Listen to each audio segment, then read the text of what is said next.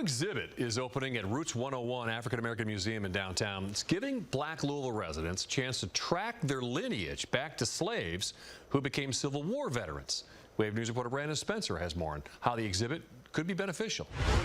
Well, when it comes to their heritage, a lot of black people, including me, can only go back so far before they run into a roadblock. But thanks to the creators of this We Fought for Our Freedom exhibit, understanding how to find your ancestors may be a little easier.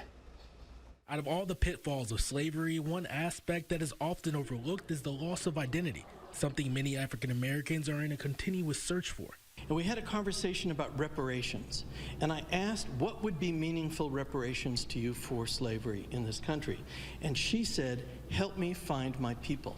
Because most slave owners hold the paper trail to what happened to most African Americans, it's more difficult to trace back lineage. A name your family may know may be different from what they were identified as in the 19th century. Up to half of all African American soldiers served under one name and lived under another name. So that means if you descend from an African American soldier, you get a 50-50 chance that he served under a different name. Wednesday's West Louisville Forum dived into how African Americans identify themselves and how being clumped together as one hurts that identity. When you look at that history, the reality is that there is a population that was enslaved in America, and that population is owed a debt. And then you have a newer set of immigrants from the Caribbean, from West Africa, and it's a separate population.